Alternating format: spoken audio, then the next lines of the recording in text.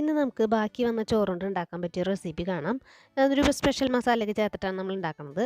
അപ്പോൾ നമുക്ക് ആദ്യം തന്നെ മിക്സി ജാർ എടുത്തിട്ട് 3/4 കപ്പ് ചോറെടുക്കാം. ഏത് ചോറായാലും കുഴപ്പമില്ല. ഇവിടെ മട്ടരിയുടെ ചോറാണ് എടുത്തേക്കണത്. പിന്നെ അതിലേക്ക് 3 വലിയ സൈസ് ചുവന്നുള്ളി ഉണ്ടായിരുന്നു. അത് കട്ട് ചെയ്തിട്ടാണ് ഇട്ട് കൊടുത്തേക്കണത്. പിന്നെ 2 നല്ല എരിവുള്ള പച്ചമുളക്, ഗുണ്ടുമുളകാണ് എടുത്തേക്കുന്നത്. ഇതിലേക്ക് നല്ല എരിവ് മുന്നിട്ട് തന്നെ നിൽക്കാവുന്ന രീതിയിലുള്ള പച്ചമുളക് എടുക്കുക. പിന്നെ ഇതിലേക്ക് 1/4 കപ്പ് നല്ല കട്ടിയുള്ള തൈരാണ് വേണ്ടത്. അത് ഇതിലേക്ക് ഒഴിച്ചു കൊടുക്കാം. അപ്പോൾ ഇതിലേക്ക് എരിവും ഈ ഒരു ചെറിയ ഉള്ളിയും ഇടാനായിട്ട് മറക്കരുത്. ചെറിയ ഉള്ളി അഥവാ ഇല്ലയെന്നുണ്ടെങ്കിൽ ചെറിയ സൈസ് സവാള വേണമെങ്കിൽ അരക്കരുത്, അത് അരിഞ്ഞിട്ട് വേണം ചേർത്ത് കൊടുക്കണമെങ്കിൽ.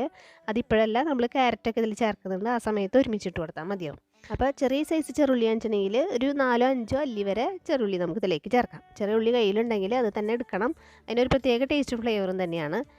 അങ്ങനെ തൈരെല്ലാം കൂട്ടി ഒരു അരച്ചെടുത്ത അരപ്പ് നമ്മളൊരു ബൗളിലേക്ക് മാറ്റി വയ്ക്കുക. അതിലേക്ക് ഒരു ചെറിയ സൈസ് ക്യാരറ്റ് ചീവി എടുത്തിട്ടിട്ടുണ്ട്. 1/2 കപ്പ് നൈസ് വറുത്ത അരിപ്പൊടിയും 1/4 കപ്പ് റവ ഇട്ട് കൊടുക്കാം. പിന്നെ 2 കതിരി വേപ്പില പൊടി അരിഞ്ഞിട്ട് കൊടുക്കാം. ഒരു കൈപ്പിടി നിറച്ച് മല്ലിയില പൊടി അരിഞ്ഞിട്ട് കൊടുക്കാം. പൊടി അരിഞ്ഞ ഇഞ്ചി കഷ്ണം 1 ടീസ്പൂൺ നിറച്ച് തന്നെ ഇട്ട് കൊടുക്കാം. പിന്നെ ഒരു 1/4 ടീസ്പൂൺ കായം പൊടിയും. പിന്നെ ഇതിലേക്ക് നമ്മൾ ചേർക്കുന്ന ഒരു സ്പെഷ്യൽ മസാലയാണ്, സാമ്പാർ മസാലയാണ് നമ്മൾ ചേർക്കുന്നത്. 1 ടീസ്പൂൺ ഇട്ട് കൊടുക്കാം, നല്ലൊരു ഫ്ലേവർ ആയിരിക്കും. പിന്നെ ഒരു 1/4 ടീസ്പൂൺ മഞ്ഞൾപ്പൊടിയും 1 ടീസ്പൂൺ കാശ്മീരി ചില്ലി പൗഡറും ഇതിലേക്ക് ആവശ്യത്തിനുള്ള ഉപ്പും കൂടെ ചേർത്തിട്ട് ഒന്ന് നന്നായിട്ട് മിക്സ് ചെയ്ത് യോജിപ്പിക്കാം.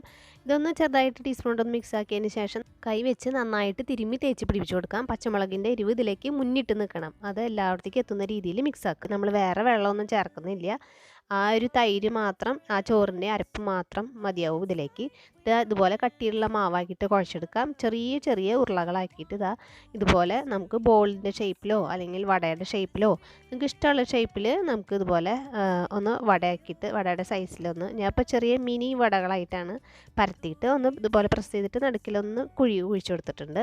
ഇതുപോലെ ഒരു 14 എണ്ണമാണ് നമ്മൾ ഉണ്ടാക്കിയേക്കണത്. ഇത് നമുക്ക് ഓയിൽ ഒരു മീഡിയം ചൂടായി വരുന്ന സമയത്ത് മീഡിയം ഫ്ലെയിമിലിട്ടിട്ട് ഇത് നമുക്ക് തിരിച്ച് മറിച്ചിട്ടിട്ട് ഫ്രൈ ചെയ്തിട്ട് എടുക്കാവുന്നതാണ്. അപ്പോൾ ഇത് നമ്മൾ ഒരു ലോ ഫ്ലെയിമിലിടരുത്. ലോ ഫ്ലെയിമിലിട്ട് കഴിഞ്ഞിട്ടുണ്ടെങ്കിൽ ഇത് വല്ലാണ്ട് മുറുകി പോവും, വല്ലാണ്ട് കട്ടിയായി പോവും.